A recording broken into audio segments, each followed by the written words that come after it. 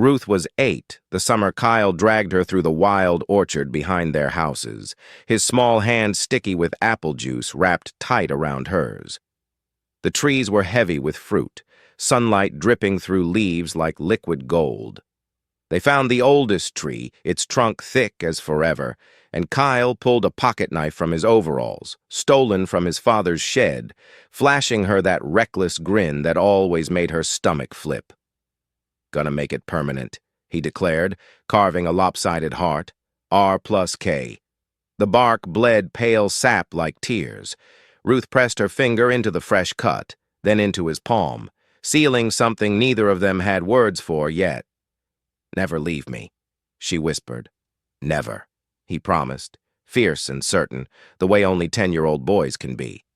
They kissed then, clumsy, apple-sweet, both of them giggling against each other's mouths like the world would never dare touch them. 17 years later, Ruth stepped off the Greyhound with nothing but a duffel bag and the ashes of her old life in her chest. The town looked smaller, meaner. The orchard gate hung crooked, choked by weeds. She walked the forgotten rows anyway, boots crunching dead leaves, until she reached their tree. The heart was still there, scarred over but legible, and beneath it, leaning against the trunk as if he'd been waiting since the day she left, stood Kyle. Taller, sharper, eyes older than sin, watching her like she was a ghost he'd spent half his life trying to outrun. Ruth's pulse hammered so hard she tasted metal. 17 years, and he still stood in the exact spot he'd kissed her goodbye, only now the boy was gone, and something lethal had taken his place. Kyle wore the years like armor, shoulders broader, mouth harder, the kind of quiet power that made grown men step aside on sidewalks. The Harrington name clung to him now, dark and heavy as the suit jacket slung over his forearm. He didn't move toward her. Just watched, unblinking, as if one wrong breath might shatter her all over again. "Ruth," he said, and God, the way he said it, low, cracked at the edges, like her name was a prayer he'd been punished for speaking. She hugged her arms to her ribs, nails digging half-moons into her skin. "Don't." One step. Only one. But the air between them shrank to nothing. "I heard about your dad. Don't you dare." Her voice splintered. "You don't get to be sorry. Not you." His jaw flexed. Something stormy moved behind those gray eyes. "I never wanted—" "Stop." She laughed, bitter and wet. "You were there that night, Kyle. I saw your father's men drag mine out of our house. I saw you standing on your porch, doing nothing." The muscle in his cheek jumped. He took another step, close enough she smelled cedar and the faint bite of whiskey on his breath that wasn't quite steady. "I was 16, he rasped. "They would have put me in the ground beside him if I'd opened my mouth." Ruth's throat burned. She hated that she understood, hated more that she still wanted to believe him. She turned to leave. His hand closed around her wrist, gentle, but she felt the tremor in his fingers. "Please. 5 minutes, that's all I'm asking." The orchard held its breath with them. Somewhere, a rotten apple thudded to the ground. Ruth looked at the hand on her skin, then at the scarred heart in the tree behind him. She should run. Instead, she whispered, "You've got 4. The orchard smelled of rot and coming rain. Kyle's fingers were still around her wrist, loose enough that she could have pulled away, tight enough that she didn't. Ruth stared at the place their skin touched, then lifted her eyes to his. 4 minutes, she repeated, voice raw. "Start talking." Kyle exhaled like a man stepping off a ledge. "That night? You think I just stood there? You think I chose them?" His thumb brushed the inside of her wrist, once, unconscious. "I didn't." Memory slammed into her without mercy. She was 15 again, barefoot on the porch in her nightgown, watching headlights carve across the yard, her father on his knees in the gravel, 2 men in dark jackets hauling him toward a black SUV. And across the hedge, on the Harringtons' marble steps, 16-year-old Kyle, face bleached white under the floodlights, fists clenched so hard, blood ran from where his nails cut his palms. She'd screamed his name. He'd taken one step forward, then his father's hand clamped on his shoulder like a shackle. Kyle had looked straight at her, eyes wild with terror and apology, before the heavy front door shut between them swallowed him whole. Next morning, the bank seized their farm. By nightfall, the sheriff taped foreclosure notices to their door. 3 days later, her father put a shotgun in his mouth in the barn that wasn't theirs anymore. Ruth wrenched her arm free. "You could have called. Written. Something." "I tried."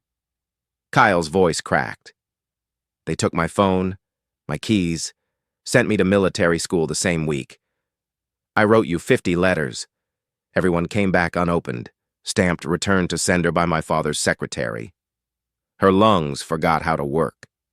He stepped closer, rain beginning to hiss through the leaves. "I didn't know about the fire until I came home for Christmas. They told me your family left town. Told me you hated me." His throat worked.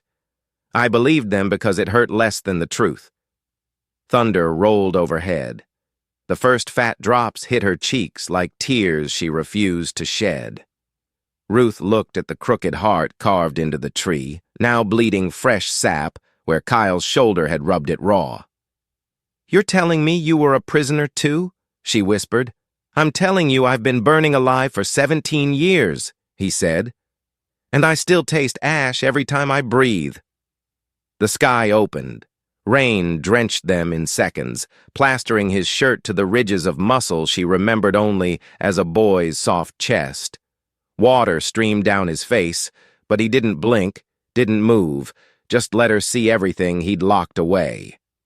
Ruth's heart beat so hard enough to bruise her ribs, she wanted to slap him, wanted to kiss him, wanted to run until the county line disappeared behind her. Instead, she said, voice trembling, "I have to bury my father tomorrow, Kyle. Alone. Because of your family." His face crumpled. "Let me stand with you." "No." The word tore out of her. "You don't get to fix this with a casket and a black suit." She turned, boots slipping in wet leaves. Behind her, his broken whisper chased her through the storm. "I never stopped loving you, Ruth.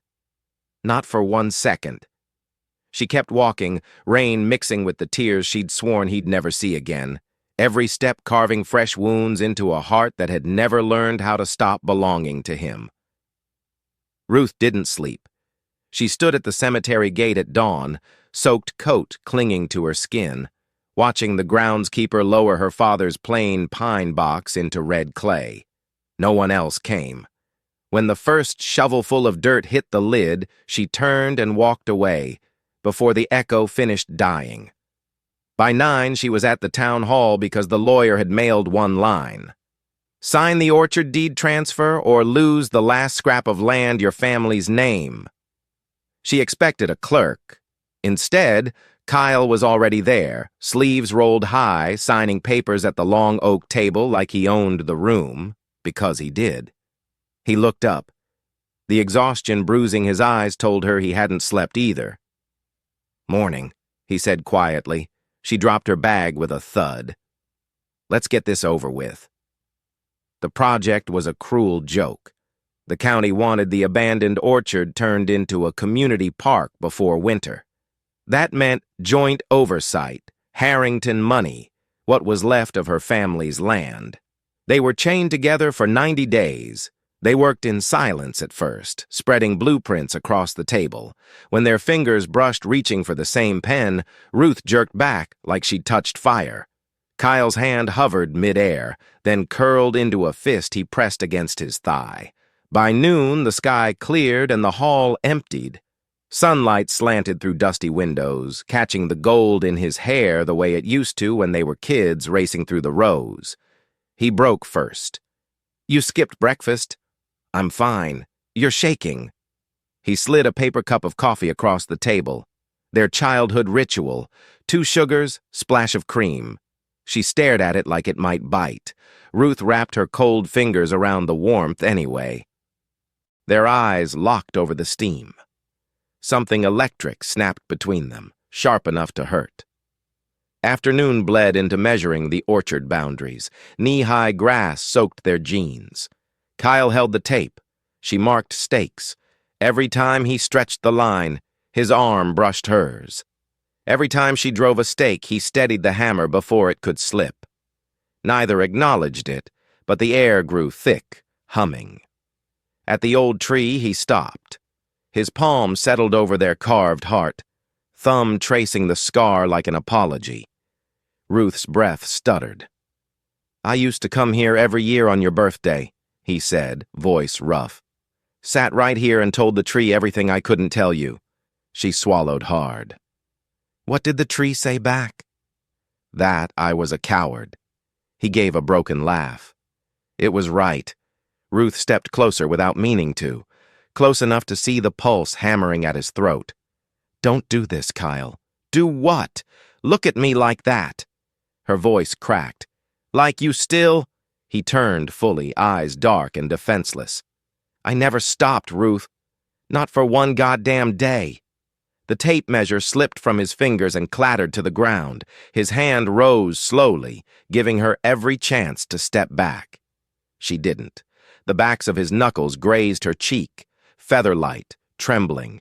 She felt the callus on his thumb catch on her skin and leaned into it before her brain caught up. "Tell me to stop," he whispered. She couldn't. The word lodged behind the ache in her chest, so he didn't. Ruth couldn't breathe. The orchard spun around her, leaves bleeding red, sky too bright, Kyle's words slicing her open wider than any blade ever could. She bent down slowly, picked the muddy letter from the grass, and held it against her chest like it might stop the bleeding inside. "You let me believe you were the villain," she said, voice shaking so hard the words fractured. 17 years, Kyle. I dreamed of ways to hurt you back." "I know." His eyes were glassy, fixed on her like she was the only real thing left in his world. "I deserved every one of them." A sob tore out of her before she could cage it. She pressed the heel of her hand to her mouth, but it was too late. The sound cracked between them, raw and ugly and honest. Kyle took one hesitant step, then another, until he was close enough that she could feel the heat coming off him. "Ruth?" "Don't talk." She grabbed fistfuls of his shirt and dragged him down, not to kiss him, just to bury her face in the hollow of his throat so she could scream silently against his skin. His arms came around her instantly, crushing her to him, one hand cradling the back of her head, the other splayed across her spine like he could hold every broken piece together by sheer will. They stood like that while the wind tore at them, while her tears soaked his collar, while his own breath hitched and shuddered against her hair. When the storm inside her quieted to a dull roar, she whispered against his pulse, "I hate that I still love you." Kyle's arms tightened until she could feel his heart trying to break through his ribs to reach hers. "I hate that I never stopped giving you reasons to." She pulled back just far enough to look at him. Rain from the night before still clung to his lashes. His mouth was trembling. "What happens if we tell the truth now?" she asked. He swallowed hard. "My father goes to prison. The company collapses. Half the town loses jobs. And he'll drag your name through every courtroom in the state just to punish me for betraying blood." Ruth's fingers curled tighter into his shirt. "And if we stay quiet? Then I keep carrying it alone." His voice dropped to almost nothing. "And you keep hating me a little less every day until maybe you let me love you again." The space between them shrank to the width of a heartbeat. She could feel his breath on her lips, warm and unsteady. "I never stopped loving you either," she confessed, the words scraping out like gravel. "I just got really good at lying to myself, but I never stopped."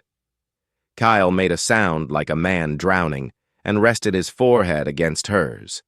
Their noses brushed. Neither moved to close the last inch. Overhead, thunder rumbled again, low and warning. Ruth's hand slid up to frame his jaw. I don't know how to forgive you, she breathed.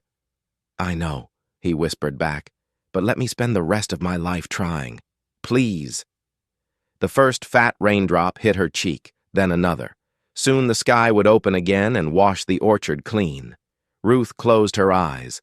The last inch disappeared. Their lips met, soft, trembling, tasting of salt and 17 wasted years. It wasn't forgiveness. It was surrender. It was a promise and an apology and a plea all at once. When they finally broke apart, foreheads still touching, breaths mingling in the cold, Kyle whispered against her mouth, I'm terrified of losing you again. Ruth threaded her fingers through his. Then don't let go this time. Lightning flashed. The rain came down in sheets. Neither of them moved. The rain came down like judgment, hard and merciless, turning the orchard paths to rivers of mud. They ran for the only shelter left, the old tool shed behind their tree, shoulders bumping, hands still locked as if letting go would mean drowning. Kyle shoved the swollen door with his shoulder. It gave with a groan. Inside smelled of damp earth, old apples, and gasoline. One bare bulb swung from a cord, throwing gold light over rusted shovels and cobwebs. The storm hammered the tin roof like fists. They stood dripping, inches apart, breathing the same frantic air. Water streamed from Ruth's hair, down her throat, and disappeared beneath the soaked cotton clinging to her skin. Kyle's shirt was plastered transparent. Every breath lifted the fabric against the ridges of muscle she used to trace with shy fingers when they were 15. Neither spoke. She watched a droplet slide from his temple, down the sharp line of his jaw and hang on his bottom lip. Her own lips parted without permission. Kyle's gaze dropped to her mouth. Tell me to step back, he said, voice shredded. Ruth's answer was to close the distance herself. She rose on her toes and kissed him. Not soft this time, not careful. It was teeth and apology and 17 years of starvation. Kyle made a broken sound against her mouth and lifted her clear off the ground, hands sliding under her thighs so she could wrap her legs around his waist. The cold wall met her back. His heat met her front. Rain drummed. The bulb flickered. He kissed her like a man resurfacing after decades underwater, desperate, reverent, terrified it was a dream. She kissed him back with every unsaid I missed you. Every night she'd cried his name into empty pillows. His palm slid up her spine, gathering fistfuls of wet shirt, pulling it over her head in one trembling motion. Hers did the same to him. Skin met skin, and they both shuddered, half cold, half something far more dangerous. Kyle buried his face in her neck, breathing her in like oxygen. I dreamed this, he whispered against her pulse. Every night in that goddamn military school, woke up choking on your name. Ruth's fingers threaded through his hair, holding him there. I hated you for making me love you this much, she confessed, voice cracking. He pulled back just far enough to rest his forehead against hers. Rainwater and tears mixed on their cheeks. Impossible to tell whose was whose. I'm here now, he said. I'm yours. Burn me, forgive me, keep me, just don't send me away again. She answered by guiding his mouth back to hers. They sank to the old quilt someone had left on the workbench years ago. Hands mapped scars and new muscle and the way blind people read Braille. Slowly, worshipfully, memorizing. Every touch asked a question. Every sigh answered yes. When his palm cupped her face and his thumb brushed the corner of her mouth, she turned into it and kissed the lifeline etched there. Breath mingled, bodies aligned, hearts hammering hearts finding the same frantic rhythm. There was no rush, only surrender. Slow, deliberate, aching. Years collapsed into the space between one inhale and the next. When release finally took them, it felt like breaking and healing at once. Ruth clung to him, face hidden against his throat, silent tears slipping into his skin while he whispered her name like a prayer against her temple, over and over, until the storm inside quieted. After they stayed tangled on the dusty quilt, legs entwined, his fingers drawing endless circles on her bare back while thunder rolled away into the distance. Ruth pressed her lips to the hollow beneath his ear. "I'm still scared," she admitted into the dark. Kyle's arms tightened. "Me too. But I'm more scared of living the rest of my life without this. Without you." Outside, the rain softened to a whisper. Inside, two hearts, badly broken, finally honest, began, carefully, to beat as one again. The rain had stopped sometime before dawn, but the shed still smelled of wet cedar and them. Ruth woke first, cheek against Kyle's bare chest, his heartbeat steady under her ear. For one fragile minute, she let herself believe the world outside had burned away in the night. Then his phone, left on the workbench, buzzed like a hornet. Kyle stirred, arm tightening around her instinctively before his eyes snapped open. The screen lit his face, cold blue. Unknown number. "You have until noon to end it with the girl, or the video we took in the shed goes to her inbox first, then every news outlet in the state. Your father is tired of waiting." Ruth read it over his shoulder. Ice flooded her veins. Kyle sat up so fast the quilt pooled at his waist. "They were watching us." He was already pulling on jeans, movements sharp with fury. "I'm going to kill him." "No." She caught his wrist. "You're going alone is exactly what he wants." He looked at her then, really looked, eyes wild, the powerful man and the terrified boy colliding inside him. "Ruth, that video?" "I don't care if the whole world sees how much I love you." Her voice didn't waver. "I care that he thinks he still owns you." Kyle exhaled like she'd punched him. "He does own me, the company, the trust, every employee who depends on a paycheck. He'll ruin them all to punish me." Ruth stood, naked and fearless, and cupped his face with both hands. "Then we stop letting him write the ending." She dressed quickly, fingers steady even while her heart rattled against bone. When they stepped outside, the orchard glistened like it had been reborn. Their footprints from the night before were already filling with water, erasing the path. Halfway to the gate, a black town car idled, engine purring. The rear window slid down. Victor Harrington leaned out, silver hair perfect, smile thin as a scalpel. "Morning, son. Bring your whore for breakfast?" Kyle stepped in front of Ruth instantly. "Don't." Victor's gaze slid to her, amused. "Still the same sentimental fool. Get in the car, both of you. We're going to have a family discussion." Ruth felt Kyle's entire body coil, ready to launch himself at his father's throat. She threaded her fingers through his and squeezed once, hard. "We'll follow in my truck," she said calmly. "Wouldn't want to drip mud on your Italian leather." Victor's smile tightened. "Noon, children. Clock's ticking." The window rose. The car purred away. Kyle stared after it, chest heaving. "I should have ended this years ago." Ruth turned him to face her. "You were a kid. Now you're not anymore, and you're not alone anymore." She pulled the old pocket knife from her coat, the same one he'd used to carve their heart all those years ago, and pressed it into his palm. "Let's go burn their dynasty down together." His fingers closed around the knife like it was salvation. Then he kissed her once, fierce and brief, tasting of storm and promise. They climbed into her battered pickup, doors slamming in unison. As they pulled onto the road, Kyle reached across the seat and laced their hands. The war had finally come for them. This time, they were ready to fight back. The Harrington mansion loomed at the end of the gravel drive like a white tombstone against the bruised sky. Ruth cut the engine. For a moment, they sat in silence, hands still locked across the console, knuckles white. Kyle stared at the house he grew up in. "Once I walk in there with you, there's no going back." Ruth squeezed once. "Good. I'm tired of going backward." They stepped out together. The front doors were already open. Victor waited on the marble steps flanked by two lawyers and a man holding a tablet, ready to hit send on the video, no doubt. Victor's insurance. Victor's smile was arctic. Changed your mind about separate cars, I see. Kyle didn't answer.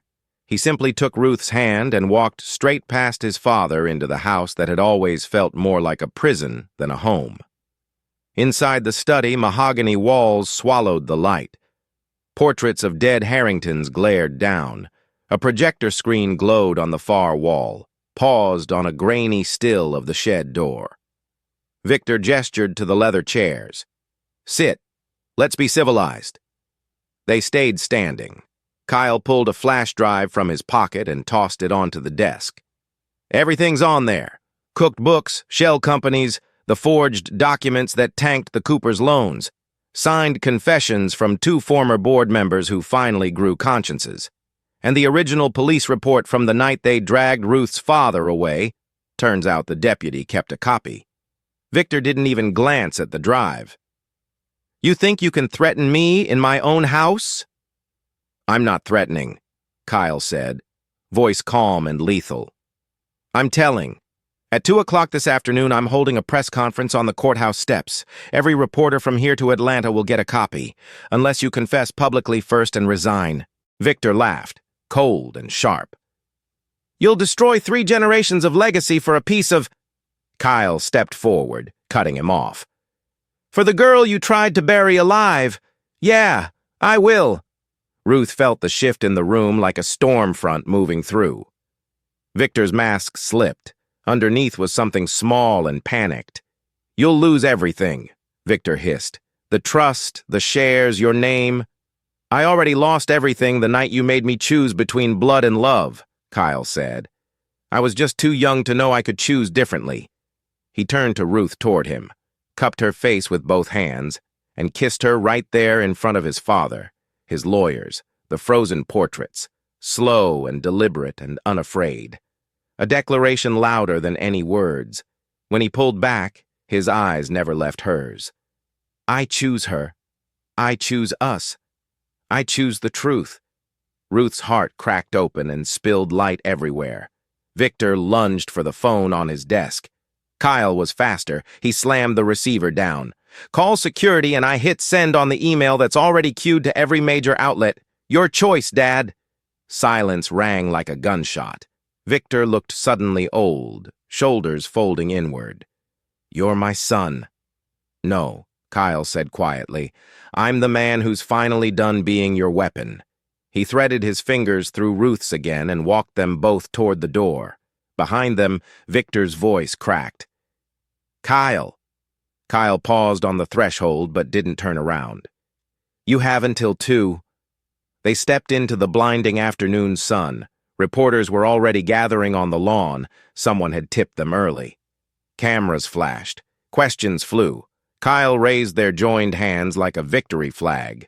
Ruth looked at him, eyes shining with tears and something fierce and proud. Ready? He asked. She smiled. The first real smile in 17 years. Born ready.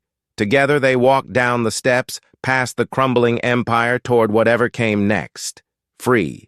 The courthouse steps emptied slowly, microphones folding, cameras retreating, the last reporter's question still hanging in the air like smoke.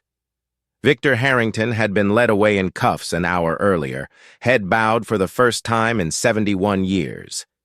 The empire was ash. Kyle's name had been stripped from the company letterhead before the sun reached noon. Now there was only wind and the smell of coming winter. Kyle stood at the bottom of the steps in the same mud-streaked shirt he'd worn in the shed, sleeves rolled high, tie long gone. He looked lighter, as if someone had carved 20 pounds of guilt out of his bones.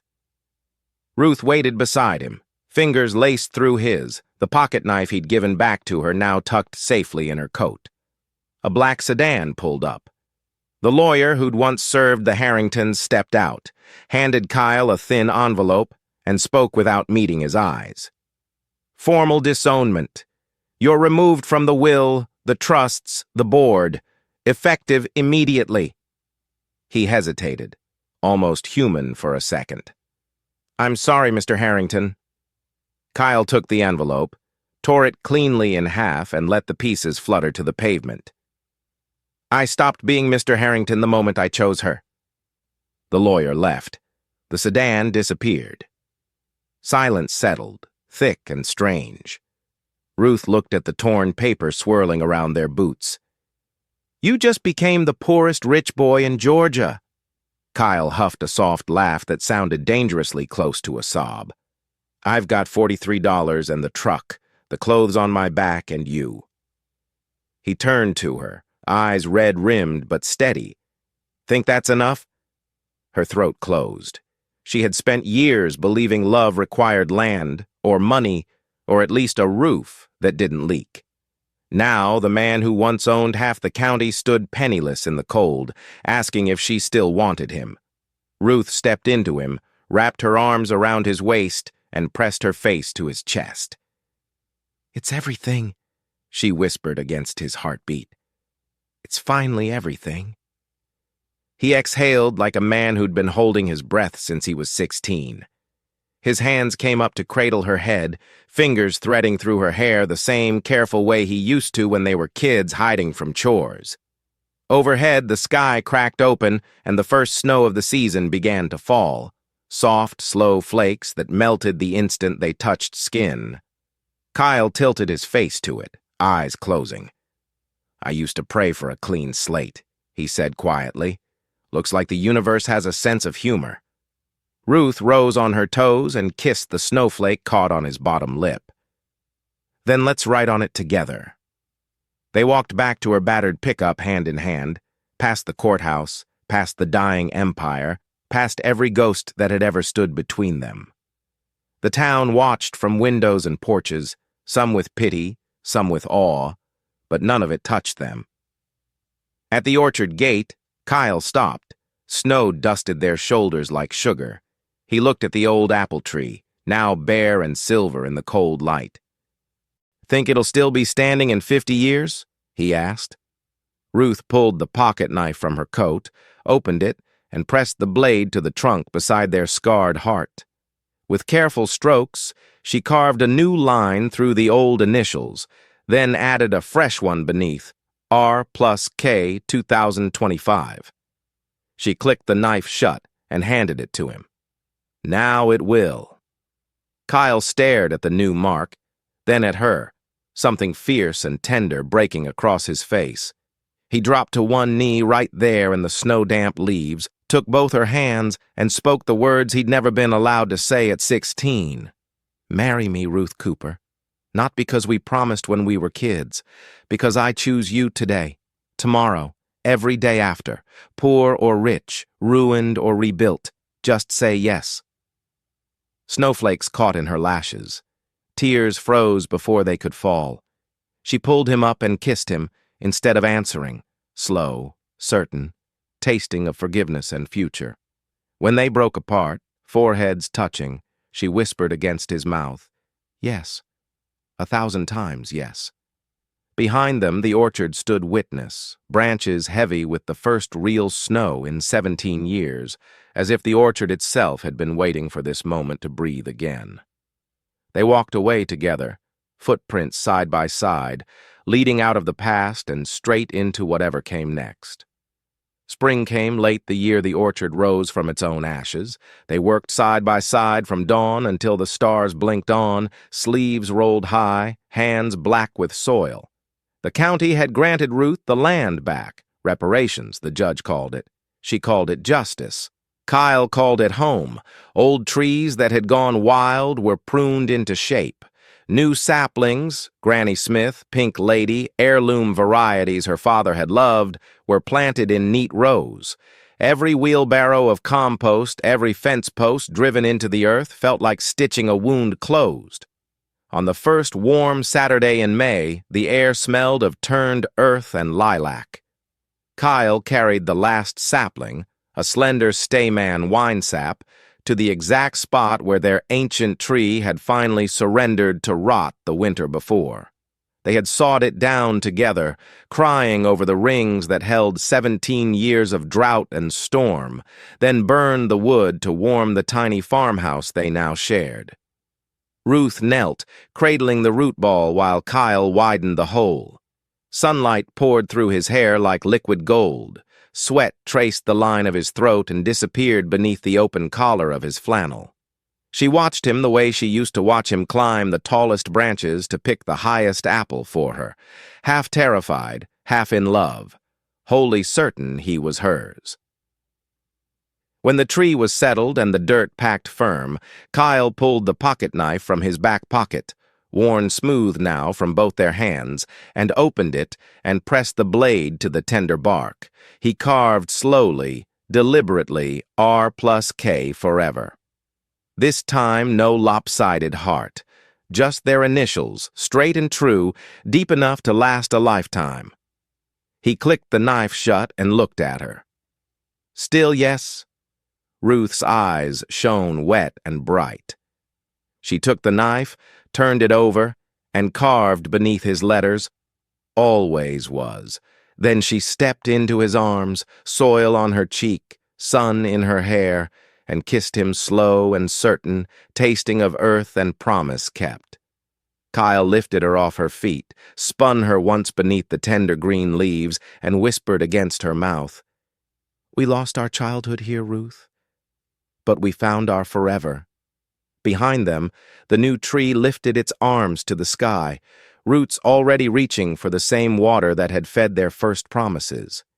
In the distance, the old shed had been repainted barn red, its door standing open to the breeze. Wind chimes made from rusted harrow tools sang softly. Ruth threaded her fingers through his, palm to palm, scar to scar. "Ready to go home?" she asked.